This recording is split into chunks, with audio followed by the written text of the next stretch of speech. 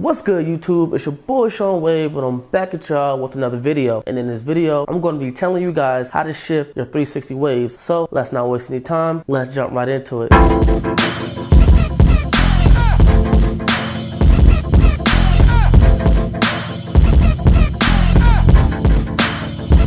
What's going on, guys? So today I'm going to show you guys how to shift your waves. Now, a reason why some people might want to shift their waves is one, because they had improper brushing angles when they were starting off waving. Two, they want to shift to another pattern. Or three, they just want to shift a certain part of their pattern so it can flow with the rest of their hair, i.e. going back to the improper brushing angles. In this wave game, especially if you're deep in the game, you're always going to be switching your angles up. I don't care what pattern you have, you're always going to be slightly switching your angles up to get your connections to flow in the primary direction that you want them to go. In my case, I was going 360 swirl, and then I decided to shift to 540s. Now for me, that was a mistake because the pattern I started off YouTube with was a 540 pattern. So then when I scalp, I decided to go 360 swirl, but it was starting to come out more 360. But what happened was I started to notice my crown was shifting in a 540 direction, so I tried to go back 540. Everything was all good until one day I got a cut and I just seen this huge massive fork towards the back of my top, more so going into my crown. And once I started to notice that fork, I started to realize like I made a huge mistake. So as you guys can see, this fork is nasty, man. This fork was nasty. It was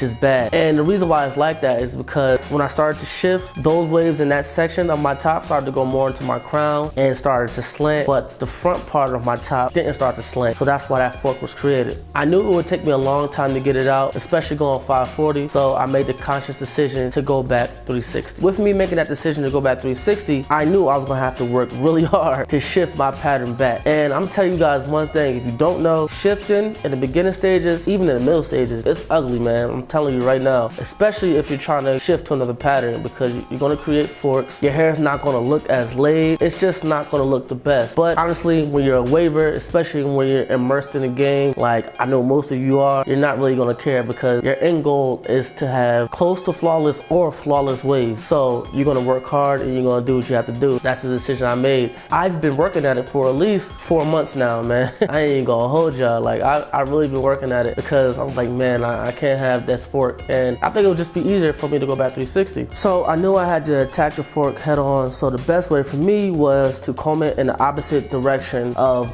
the flow of my crown. And with doing that, that means I had to break my swirl in my crown and basically turn it into a 360 crown. All right, so I pretty much broke most of the fork. It's actually not really there. Sorry my hair looks so frizzy right now. It's actually my wash day, but I have a flag football game tonight. So after the game, I'm going to wash it, you know, then lay it down. But I wanted to make this video to show you guys what I was talking about. So as you guys seen in the previous picture, that fork, it was about like right here, and then it was flowing into my crown. So this top part right here, this area was still going straight. So that's what created that fork. So what I had to do is I had to basically comb my whole pattern, basically. I had to comb my whole pattern in a reverse 720 direction. And I had to keep doing that. I had to keep combing, I had to keep brushing in that direction to break that fork. Because you gotta understand, if I was just focusing on this fork, then that means my whole pattern would have been forked up. So that's why I had to basically comb in a 720 direction. And I'm still doing it, you know, because I don't want the fork to come back. Combing in a 720 direction is gonna keep this area, keep my top straight, as well as straighten out this back portion of my top. Also, you have to keep your hair short when you try to shift. That's the best way, because you want to work at the fork or forks at the root of the problem. If your hair is long, it's harder to work on forks, in my opinion. And I'm just speaking from a coarse hair waver perspective because my hair is coarse. So my hair is shorter right here. This is about a little under a 2. I want to say maybe like a 1.75. This is the longest I'll let my hair get. So I was cutting my hair like every, I want to say 2 weeks, basically. I would keep it at like a 1.5 and I would let it grow to like maybe like a, you know, 1.75, which it is now. Sometimes I'll let it get to a 2, but never higher than a 2. And like I said, because you want to work at the fork, at the root of the problem. And as you guys can see now, even though my hair is a little frizzy, the fork,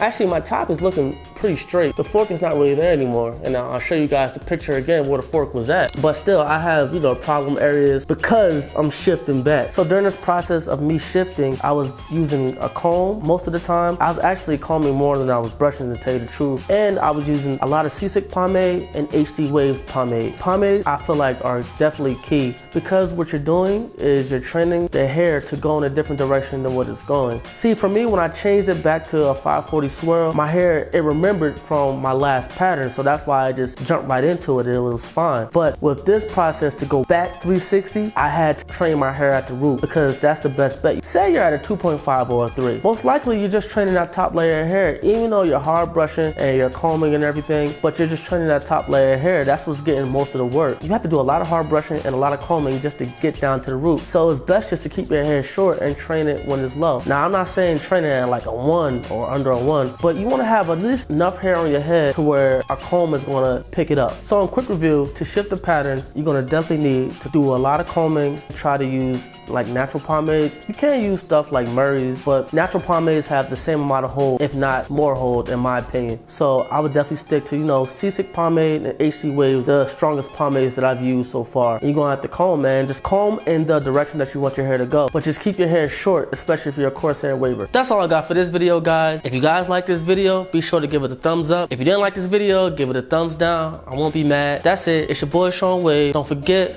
love is love. Shout out to One Wave Nation. That's my squad. Peace.